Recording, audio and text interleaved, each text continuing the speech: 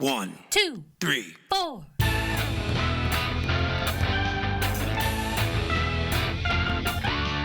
Monster movie. Fun time, go! Monster movie. Fun time, go. Monster. Movie. Fun time. Go! Monster movie. Fun time, go. With Precious D and Honeybee. Fun time, go! Ladies and gentlemen, boys and girls, friends and neighbors, welcome to Monster Movie Fun Time Go. I am one of your hosts, Precious D. And I'm the other one of your hosts, Honeybee. We are two best friends making our way through the history of kaiju movies. We began with the original King Kong in 1933, and today we are to the year 2021, and the movie is Clifford, Wow. the Big Red Dog. That's right. I've decided in my wisdom to count Clifford as a kaiju. And you are wise, so I trust you. It is 96 minutes in color in English. The budget was $64 million. Honeybee, you take the over or under? I'm gonna say under. Under? Yeah. The box office was $107.4 million. Oh shit. So- Okay. Go Clifford. I don't know if that's quite double, but that seems like probably enough to not be a failure. Yeah. Supposedly they were developing a sequel, but it's been a while and they haven't done it. So this is, of course, based on the children's book series that has 91 books. Wow. First published in 1963. The last two books were published posthumously after the author Norman Bridwell, after he died in 2014. There was two more books that they published. And Aww. he is the official mascot of the Scholastic Corporation, and there have been cartoons and video games and, of course, this movie. So there you go. And there's another movie too. There's an animated movie from like 2004. That sounds right. Yeah, I had seen that one. I thought there was another one. There's a movie called Clifford, but it's not this Clifford. It's Martin Short pretending to be a child and terrorizing Charles Grodin. So That's hilarious. It's Martin Short pretending to be a child. yes. So he is Clifford in that. Honeybee, what are your initial thoughts and feelings about Clifford the Big Red Dog? Well, I do remember the books as a kid, but like not enough to remember any real storyline. You know, I just remember having the books and I remember loving them, but I don't really, like I couldn't tell you if this movie followed any sort of, or like if there was any Easter eggs or any of that sort of thing. Right. But I will say that it was light. I enjoyed it. It was, easy to digest. There's some silly, shenanigans going on. And yeah, so I mean, it was fun. It was a fun watch. I definitely enjoyed it. Now, I don't think I've ever actually read a whole book. Maybe I have. I didn't realize it was that old, so it is something I could have read as a child. Yeah. It's that old, but I'm not sure. But, I've seen it. I flipped through a copy, and apparently in the books his size is inconsistent, because I'm like, isn't he the size of a house? He was originally intended to be the size of a horse, but I feel like I've seen pictures of him sort of leaning over the house, but... There's not... Well, he's kind of he kind of changes in the movie too. But I also remember kind of more than the books actually, the like TV show. Yes, there was a cartoon show. Yeah, and I remember that a little bit better than I remember the books. But like I said, just it's not really burned into my brain. I just like can see certain things and be like, "Oh, yeah, that." You know what I mean? Yeah. But it was a good like PBS kids show that I enjoyed. Right. The main thing I would say is I don't think in the books that it takes place in New York City, because I feel like they have a house with a yard in the suburbs somewhere. Mm-hmm. And I don't know if she has two parents in the book, but I suspect that she does. She does. Yeah. Yeah, she does have two parents. She has a mom and a dad. Okay. Because I feel like I... Or, in the TV... I'm pretty sure she does. I'm pretty sure, yeah. Movies just love single parents. I don't know why.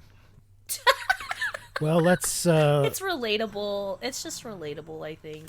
Let's look at the cast. Darby Camp as Emily Elizabeth Howard. And apparently in the books, she was just Emily Elizabeth, and the cartoon gave her the last name Howard.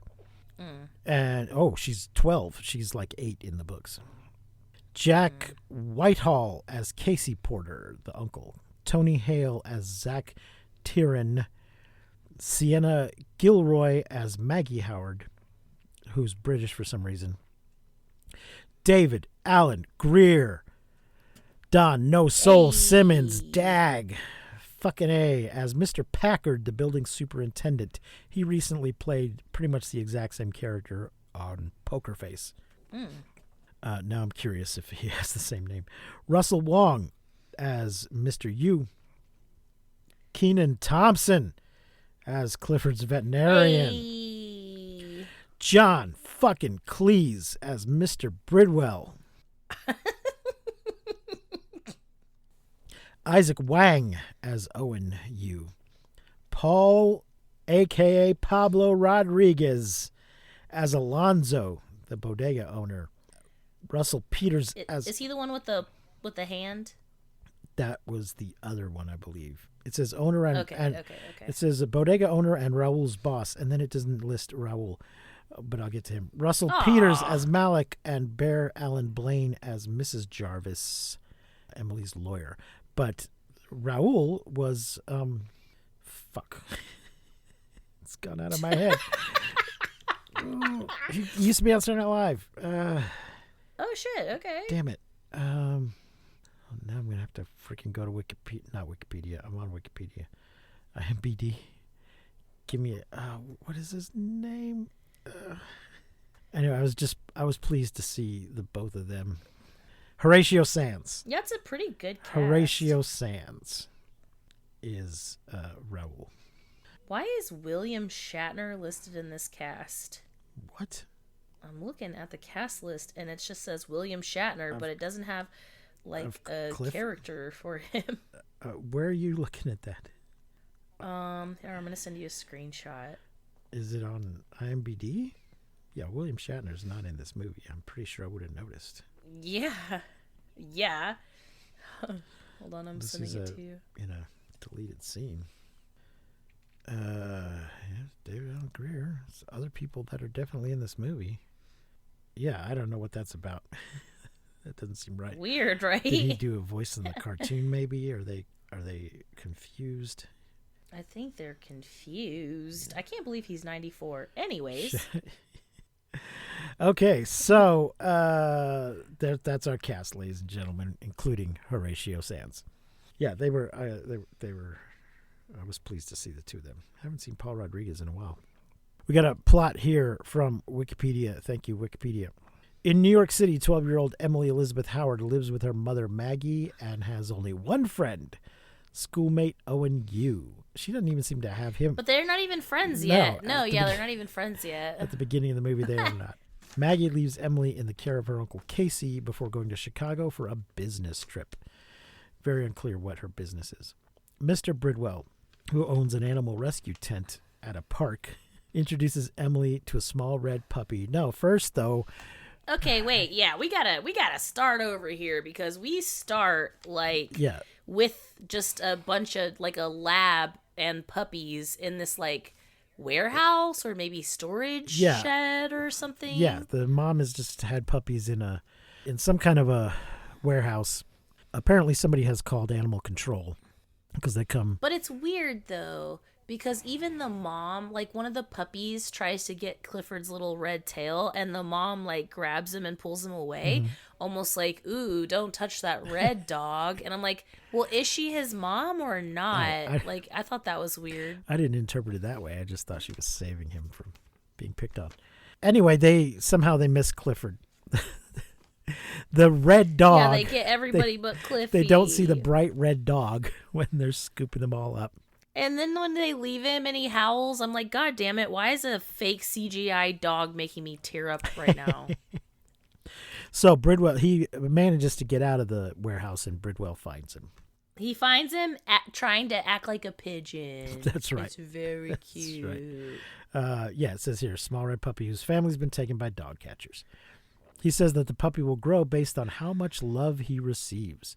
Casey rejects the adoption due to dogs not being allowed in the apartment building. He's a slacker. He's living in a box truck, moving truck kind of thing. Box truck, yeah.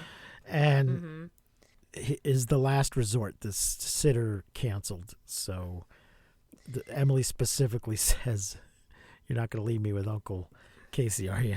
She's like, "No, I would never do that." How did you feel about Uncle Casey dying to know? He was perfectly fine. He was fine. Okay, I thought you were going to be like, this idiot. Well, yeah, he is, but he's trying to be responsible here, though. And I liked his line about, he's turning down that. He's like, "No, we can't adopt this dog. They're not allowed in the building. Your mother would be mad at me." And he's like, "Thank you for giving me this opportunity to break my niece's heart." Yeah. He's like, "I always wanted to know what it was like to be the bad guy." Yeah. When Emily gets home from school, she finds the puppy in her backpack and names him Clifford. Casey allows her to keep Clifford only for one night. The next morning, Clifford has grown to giant proportions. Clifford eventually chases and plays with a man in an inflatable bubble in the park. It's so one of those cute. big bubble things you get in and run around in, like a hamster ball. Word of his existence spreads online after learning from a vet's secretary of Bridwell's past miracles with animals and their owners. Howard's plan to get information on his whereabouts. Clifford, which brings me to my favorite line of the whole movie, which is when the vet says, "You take his temperature. You're more friendly with him than I am." And Casey's like, Where do I put this? And he's like, "You know." And he's like, "No, I don't, because I'm not a vet." And he's like, "It rhymes with nut hole." He's like, "You know where to put it. It rhymes with nut hole." I almost spit my coffee out. I thought that was hilarious. Kenan Thompson, ladies and gentlemen. Clifford eventually escapes from Casey's truck and humiliates Emily's bully, Florence, by licking her, which soaks her, giving Emily the friends she always wanted. Oh my gosh. Well, that little girl, just for some backstory, because Wikipedia is just like jumping way so far ahead, was a shitbag to her the whole movie. And they kept calling her food stamp. Right, because she's on a scholarship. And when she did the little... Yeah, and they were just like really shitty to her. The school's a very pricey, exclusive private school, but they do have some scholarship students. So, yeah. We also get this kind of throwaway line with Uncle Casey and Mom about how he was glad that he moved to New York when he was 2 so he doesn't have an accent. Yeah. And I do really, that's another really funny part too, because he's like, "Cheerio." And then she's like, "Stop." And he's like, "Dumbledore." And it's just so funny, dude. Oh my God. It made me laugh. I loved Casey, obviously, because he's the kind of dirtbag that I could just, relate to. Yeah, I don't quite get this casting. I don't know who she is that they wanted her in this movie, and I don't know. The British actress? Yeah. Or what? Yeah. Why? I just don't understand. And at some point there must have been a conversation where she's like, "Should I put on an American accent?" And they're like, "Nah. Yeah, don't bother." No, we like the British accent. We'll put a couple of. Well, the guy playing my brother's American. Like, don't worry about it. We'll add a line. It'll explain everything. But what also, the Birdwell tent situation. It's one of those things where you see the tent from the outside, and then you walk in, and it's bigger. Yeah. No. Much bigger on the inside. It's smaller on the outside. Yes. I'm glad that they kind of called it out, though, because you know how sometimes they just won't, but I'm glad that he was like, "It doesn't seem bigger in here." I appreciated that. And also, the when she's like, "Is that a baby giraffe?" He's like, "I don't know if it's a baby giraffe or if it's like a hyena." A long-necked hyena. Because- Yeah. Yeah, a long-necked hyena. He's like, I gotta we'll see, because giraffes have no sense of Yeah, humor or whatever. And I have then to tell the joke I can't remember first. the joke he tells. Yeah. I can't remember the joke that he tells, but when the hyena started laughing, for some reason, that made me, like, I cackled. Like, I had an outburst. It was so funny. There was a lot of little parts, a lot of little lines, and a lot of little parts in this movie that just kind of catch you off guard. Mm-hmm. And it's just adorable. It was funny. Let's see. We are, Zach Tieran, the owner of biotechnology company LifeGrow, learns of Clifford from his assistant Colette. Wanting to discover the secret of the dog's stature, Tieran contacts the police, falsely claiming to have genetically engineered Clifford, and leads a citywide manhunt for him. Now, I thought this was very weird to make the It's so make the weird. bad guys a company that's trying to feed the world. Yes, That- that is literally my note is like, so why is the bad guy's goal to feed the world, and why are we trying to stop that? Yeah. And why not just ask for access to the dog? Why go through all this lies and shenanigans? Why not just approach them and say, hey, I'm studying how to make things grow, and obviously there's something going on with your dog. Do you mind if we take a blood sample? Do a little examination? But I guess you might help I feed guess the because world. he has to be the bad. Yeah, there has to be but a bad like they're guy. like, he's the bad guy. Yeah, but why? But why would you make the bad guy trying to feed the world? It makes it. It was very confusing. Yeah. And I also, like I said, I haven't really read these books, but I feel like they're not the kind of books that normally have a bad guy in them. Things just happen. Yeah, it's kind of, they're kind of like how to care for your friends type shit. Like there's not like Well, they a mystery to solve or anything. I don't know if I've ever seen the movie Beethoven, but I don't think there's a bad guy in it. I think there's just, hey, this dog is rambunctious and knocks shit over, and we have to deal with it. And, it seems like it's just, it seems like the movie could have been more along those lines instead of there must be a bad guy to be defeated. I think there is a bad guy in Beethoven. He's like he's like a vet, like a bad vet who's like doing cruel, like he's like doing experiments and like weird shit. This reminds me of illegal animal testing. This reminds me of Jim fucking Carrey's version of The Grinch. Don't you dare say a bad I word about that rubber-faced bastard. Oh, I hate that rubber-faced bastard. But they have to in the How the Grinch Stole Christmas. The Grinch is the bad guy who has a change of heart and redeemed. But in the fucking Jim Carrey version, that's not enough. The Grinch is sort of the hero in that movie, and there has to be another bad guy who is defeated. Because in the original, the Grinch isn't defeated. He just becomes a better person. So for some reason they thought, somebody has to be brought low at the end of this movie. So there has to be a winner and a loser. So they create this mayor character who's kind of a dick that has to lose at the end of the movie. And I'm like, that is not at all in keeping with the original story. And the Who's teach the Grinch a lesson. The Grinch does not teach the Who's a lesson. And fuck you, Ron Howard and Jim Carrey. So I feel it didn't ruin the movie, but I just feel like, they felt the need to have a bad guy where there doesn't really need to be one. It definitely didn't ruin the movie, but I was confused as to why the bad guy was trying to solve world hunger. Yeah.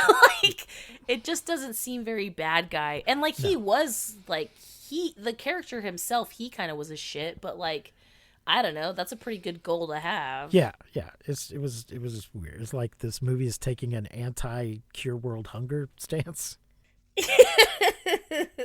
Emily and Casey are evicted from their apartment by Superintendent Mr. Packard, who Tieran also tipped off and pursued by the cops, and life grow after Emily refuses his bribe. Owen and Emily escape with Clifford in Casey's van. while their neighbors fend off Tyrion's bodyguards. Oh, yeah, there's a thing where they skipped it. Clifford saves somebody's life. Jarvis, Mr. Jarvis. Mr. Jarvis, yes. They were Mr. and Mrs. Jarvis, who refer to each other as Mr. and Mrs. Jarvis. They're very formal. Which I love. They're adorable. He's trying to hang a satellite dish or something and falls, and Clifford sees it and runs up and grabs him and saves his life. So now the entire neighborhood is on Clifford's side.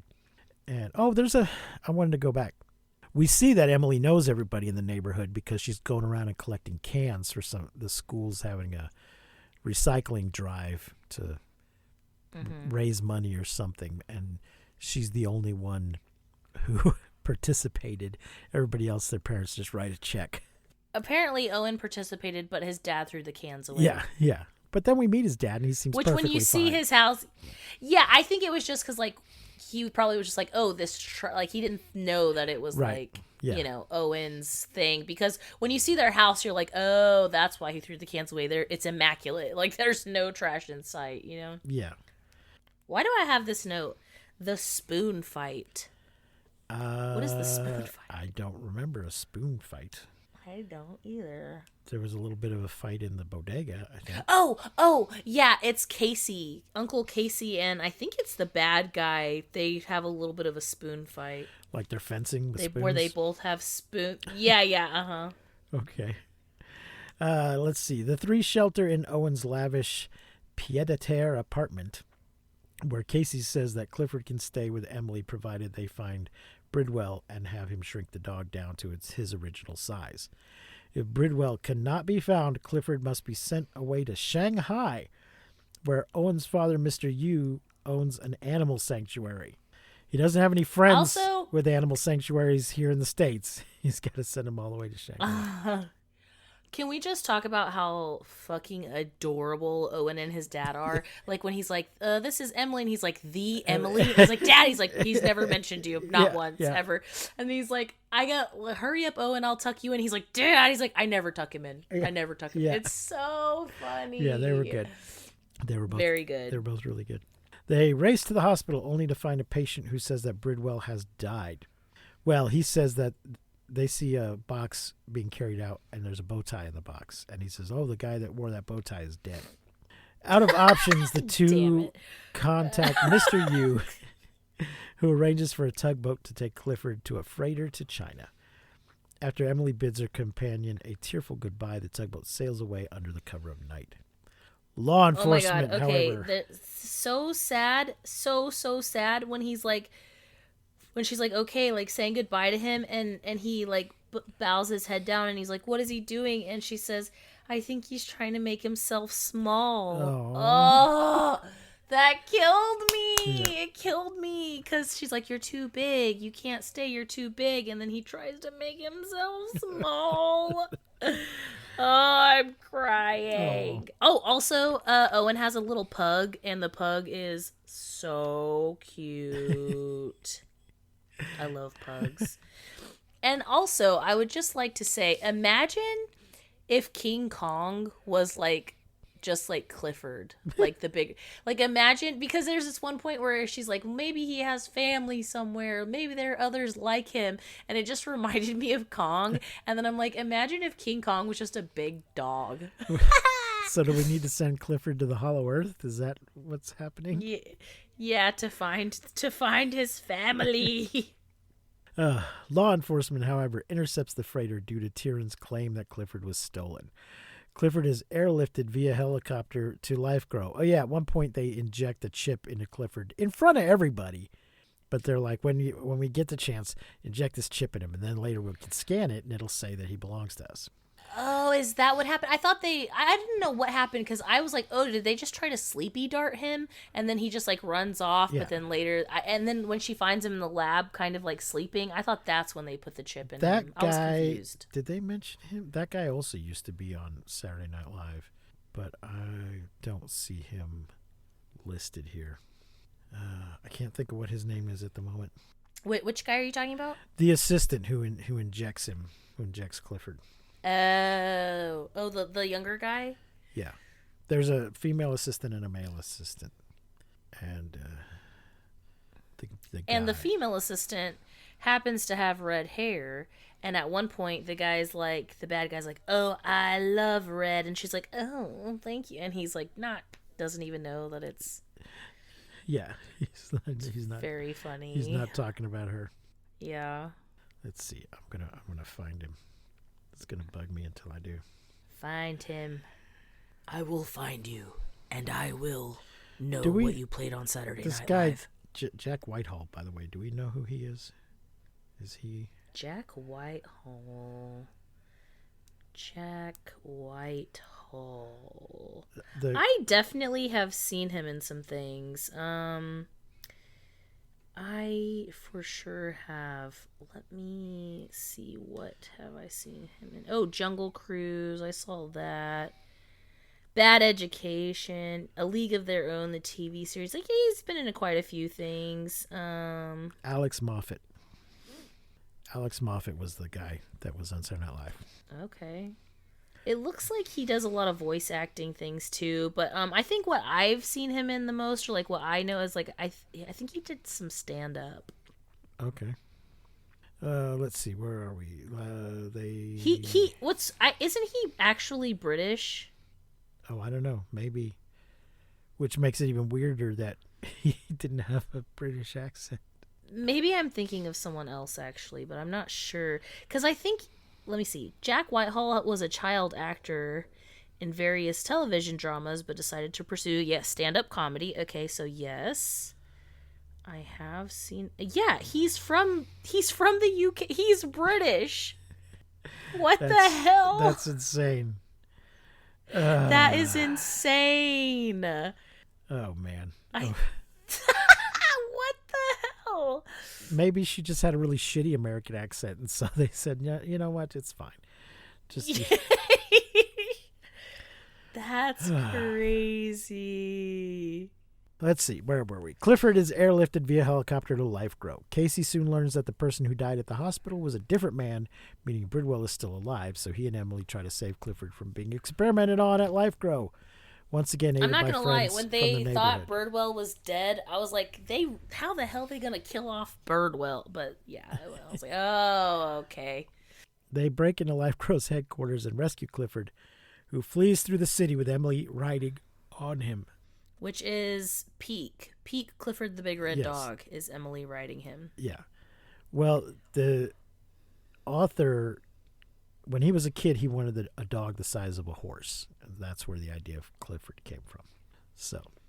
It reminds me of, is it Simon Birch when he sees the dog and he's like, a horse? I don't remember. So cute.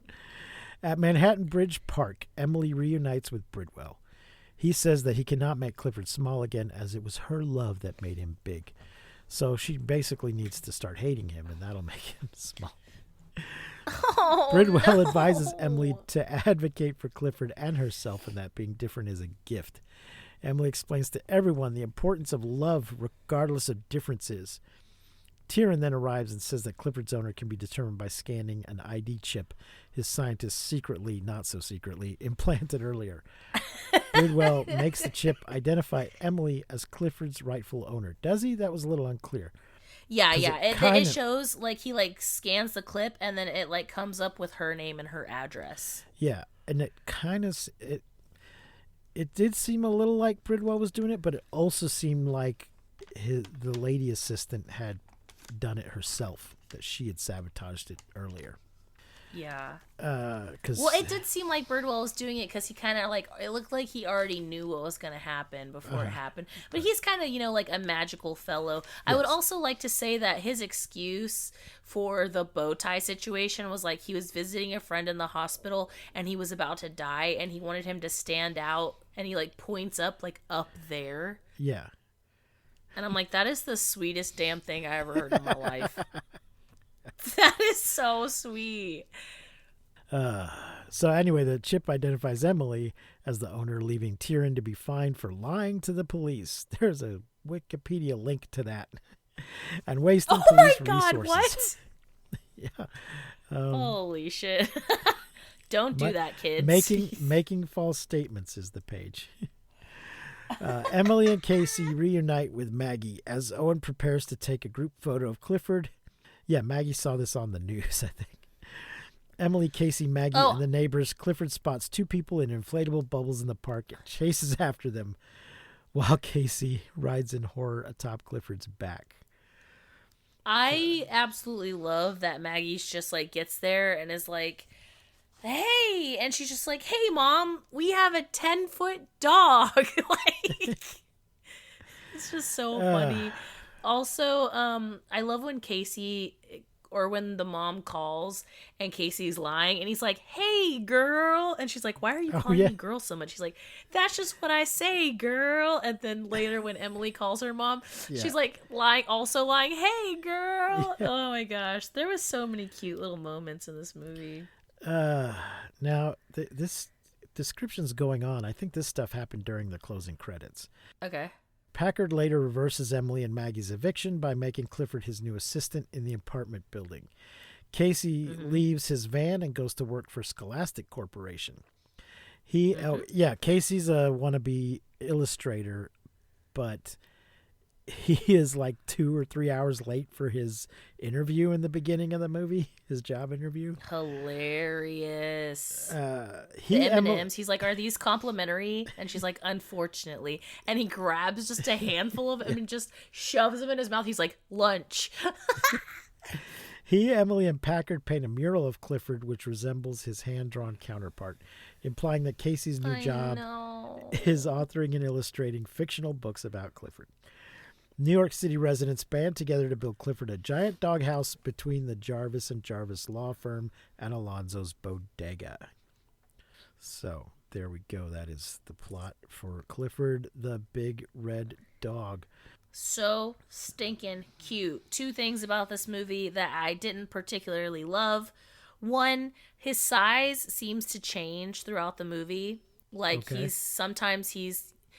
just wasn't consistent. Like, it just seemed like sometimes he was really big and then sometimes he was like just kind of big, but I didn't really mind. It wasn't that bad. Second thing, Emily's little like speech at the end where everyone's listening and she's like, okay, guys, it was kind of, I was like, what? That's the speech? Like, and now we're all just like, you're right, Emily. But, this movie is for kids. It was, I'm sure it was great for the audience it was intended for, you know what I mean? So I don't really mind those things. They were just things that I noticed, you know what I mean? Yeah. Yeah, my biggest problem was making the bad guy a company that's trying to feed the world, trying to end world hunger. That seemed really weird. Yeah, that was very weird and a little bit confusing. Yeah. Well, Honeybee, what are you going to rate Clifford the Big Red Dog? I'm gonna say it's I guess it's like maybe like a 3.8 to a 4. Like, it was good. I enjoyed it. I probably won't watch it again, but I mean, I had some good laughs. I enjoyed it. I'll say it's a 4. Okay. Oh, I had 2 notes here. One is Dogzilla. Oh, yeah, I had that note also. And the other is... Little Oliver. The other is Wilhelm Scream. Oh. I think it might have been the guy in the ball in the park that gave out a Wilhelm Scream. Probably. Probably, yeah. Yeah, I also had the Dogzilla note. Very cute. I believe there's also Wilhelm in something else we're watching. Oh, I think it's in Planet of the Apes. Oh. Folks, on our Patreon, we're making our way through the Planet of the Apes movies, and we have finished with the original series, and we're about to do the redheaded stepchild of the franchise, which is the Wahlberg one. But we do need to Marky Mark and the Funky Apes. Yeah, we do need to go back though and do the TV show and the cartoon show before we move on to the reboot. The prequel, whatever you want to call those ones. But yeah, we're going to do the Wahlberg thing. All right. So I guess I think I gave it 3 stars. Okay. It was okay. It was fun. It was perfectly acceptable. Yeah, it was good. I liked it. I would say, as far as kaiju movies go, it's a little not what we're used to. Right. It's a little warm and fuzzy. There was one. But yeah, it was all right. What was it called? Dolga? There was one we saw with like a hippopotamus themed kaiju. It was a Japanese one, but he was like a friendly kaiju. That was a little similar. It was one of the older ones from way back. So anyway, there you go, folks. It is on Paramount? If you want to watch it? Yes. Paramount Plus. I think it was also like available on a few other things, but you had to rent it. Oh yeah, I'm sure. I want to say it was a YouTube Premium thing, but I'm not sure if I'm remembering that right. Okay. But yeah, it's a Paramount movie, I believe, so that's why it's on Paramount Plus. Next week's movie is Rumble. Okay, it is on YouTube with a Prime subscription. I mean, with like a premium subscription, and it's also on Amazon Prime with a subscription. Oh, okay. Well, that might just be a Paramount subscription through Prime. A lot of these things you can subscribe to other things through them. So Rumble was on Paramount Plus shortly after it first came out, but it's not on there now, so you'll have to rent it or something. Maybe it's on Hoopla. Did you get your Hoopla set up? I did not. Clifford is on Hoopla also, ladies and gentlemen. Let me see if Rumble. Oh, I know the comic book, I think, was on. We'll get to that next week. Oops. Yeah. Rumble's based on a comic book, and I think it was on Hoopla. Anyway, it doesn't matter. I might have got it from... Yes, it is on Hoopla. So, there you go, folks. If you like what we're doing, please like and subscribe, rate and review. Consider checking out our Patreon, where you can listen to those Planet of the Apes episodes. And if you become a patron, you can request a movie. You can request a movie, not demand a movie. Certain movies that we will not do. Until next time, I have been Precious D. And I have been Honeybee. Remember to keep calm and take shelter in basements. And please, don't misuse science. We won't see you, but you will hear us next time on Monster Movie Fun Time Go. You've been listening to Monster Movie Fun Time Go. If you enjoyed the show, please consider rating and reviewing us on your podcasting platform of choice. You can leave us a message and find links to all our things at mmftg.com.